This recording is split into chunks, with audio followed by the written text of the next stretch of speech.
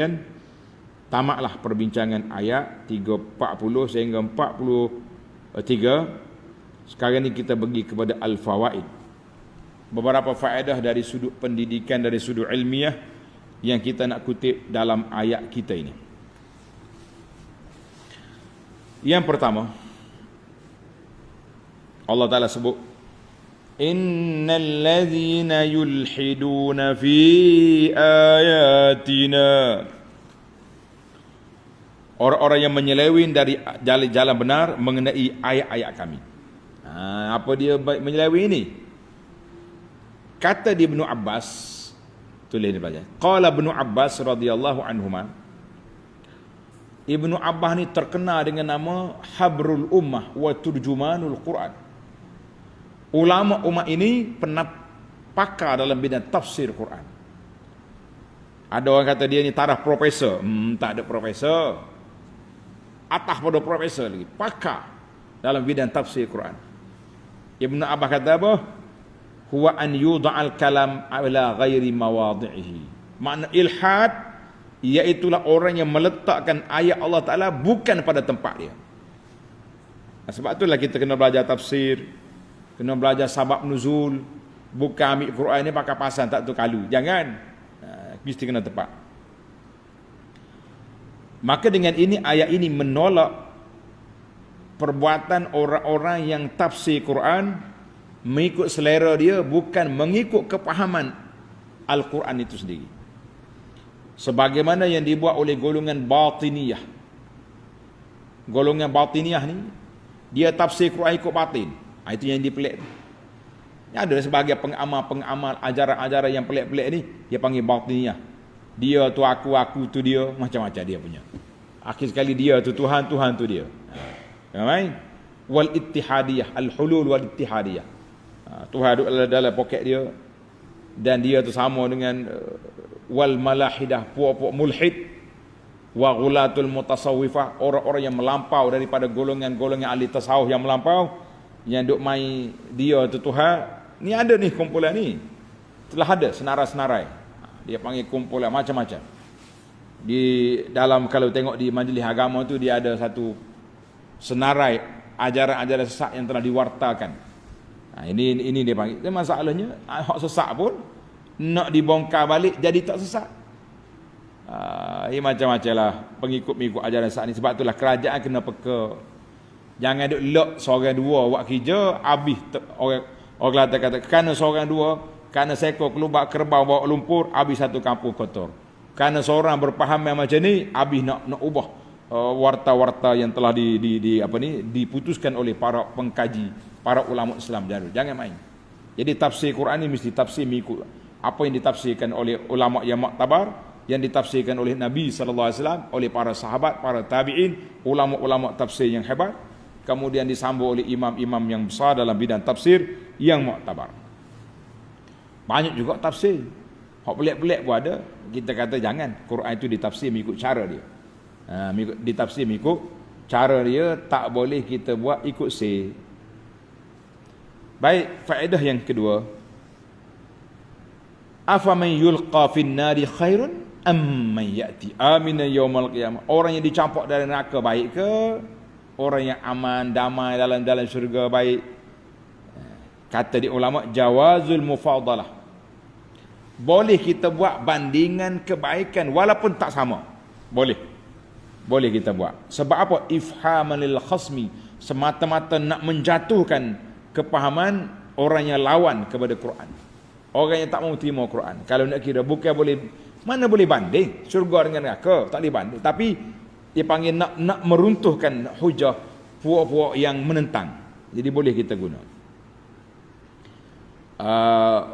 Yang pentingnya kita banding orang yang zahir, yang benda yang zahir yang jelas, macam kita ginilah. Nah, bila kita tengok orang tak baik, kita kata mu ni awak dengan dia. Pada mana kita boleh banding? Oh ni orang soleh, ni orang tak soleh, tak boleh nak banding. Tapi dia panggil perbandingan itu supaya nampak perbandingan yang jelas depan mata. Mudahlah kita nak faham. Jadi ayat ini Allah kata apa? afaman yulqa finnar. Kemudian Tuhan bagi kata i'malu ma syi'tum, membuatlah apa yang kamu nak, kan? Innahu bima ta'maluna basir. Ayat ni lebih kepada amaran kepada orang yang tak mau dengar Quran. Buatlah, ikut sukamu, mu nak buat gapo. Tapi ingatlah Allah Taala tengok apa yang kamu lakukan itu, kemudian kita akan balas.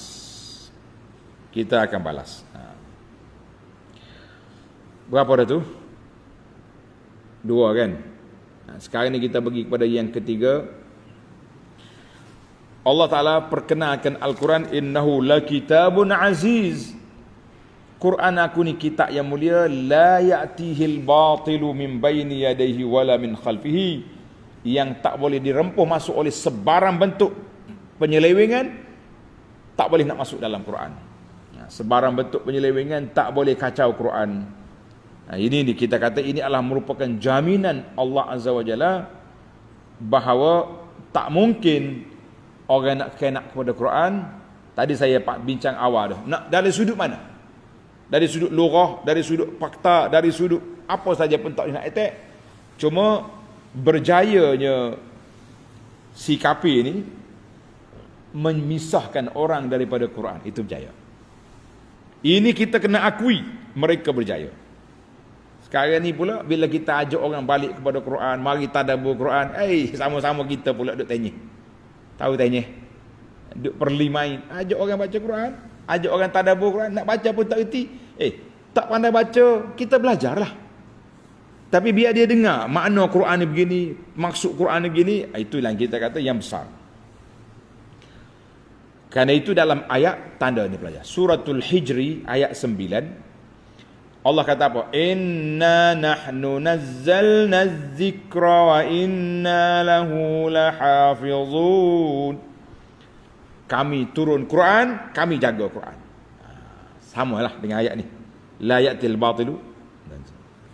Mari seorang makcik buat suara video audio ni.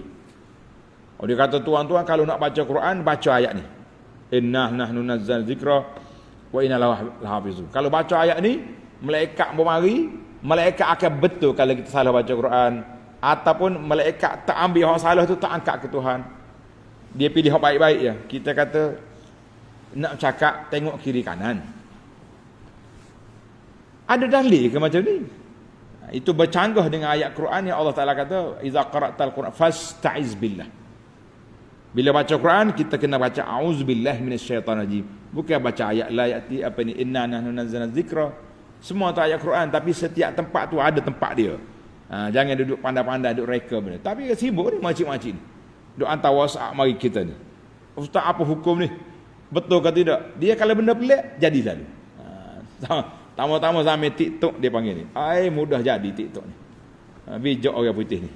Bijak. Dia kacau kita dengan berbagai kekacauan. Baik, kita pergi kepada ayat yang keempat. Faedah yang keempat, Allah kata apa?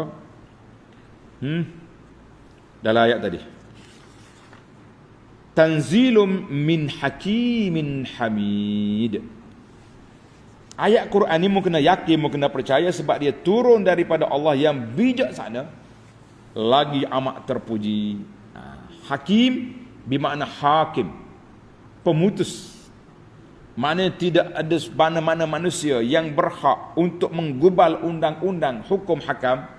Halal haram ini tidak berdasarkan Quran. Tidak. Geng-geng sekular yang berani buat benda ni. Orang-orang yang beriman ni tak akan buat. Kita kata boleh nak cabar undang-undang Tuhan, jangan. Ni tak tahu yang mencabar undang Tuhan tu anak-anak orang Islam juga. Sama ada menjadi peguam ke, jadi apa ke, kita kata jangan duk cabar hukum Tuhan. Jangan duk cabar. Sebab itulah ini masalah. Maka Allah kata hukuman itu mari daripada Allah Azza wa Jalla. Jangan kita cuba nak berani nak langgar. Dan Allah Ta'ala sifat dia pula satu lagi, Hamidun, terpuji Allah Ta'ala daripada segala kekurangan. Maknanya dua sifat. Allah yang menurunkan Quran ini, sifat dia hakim, bijak. Undang-undang dia semuanya kena pada tepat, dan hamid. Allah Ta'ala juga terpuji, tak ada sebarang kekurangan. Kita rasa kurang, Quran tak cukup sebab kita yang tak cukup. Habis kita sayang dah kekurangan, kenapa? Baik, yang terakhir pada pelajar sekalian, inna rabbaka lazu maghfiratin wa zu iqabin alim. Ayat 43. Allah Ta'ala tu punya keampunan kepada hamba dia yang bertaubat, dan juga seksa yang dahsyat bagi orang yang apa? Yang derhaka. Seperti biasalah, ana dah ulang banyak kali dah tajuk ni. Hari ni kita ulang lagi bahawa kita berjalan mesti ada dua sifat, takut dan mengharap. Takut dan harap. Jadi bagi orang yang berjalan kepada Allah Ta'ala mesti ada takut dengan harap. Kerana itu kata Imam Ahmad rahimahullah, tulis kata-kata Imam Ahmad, yang bagi lisairi ilallah azza wa jalla, sepatutnya bagi orang yang berjalan menuju kepada Allah sifat takut pada Allah Ta'ala dan sifat rajak mengharapkan keampunan Allah wahidan, sama level.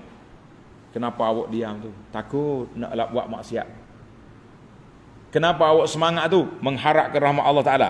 Dua-dua selebar satu. Fa ayyuhuma ghalaba halaka sahib. Mana-mana kumpulan yang lebih tak cukup 50-50, binasalah tuan dia. Dia terlalu takut, dia akan binasa. Kecewa, takut, frust, jadi gila isim, macam-macam gila yang akan jadi. Terlalu berani mengharap rahmat, dia akan jadi sekular, liberal, macam-macam benda-benda yang pelik lagi. Dia tak boleh. Kita mesti serentak. Mudah-mudahan kita selamat, insya-Allah.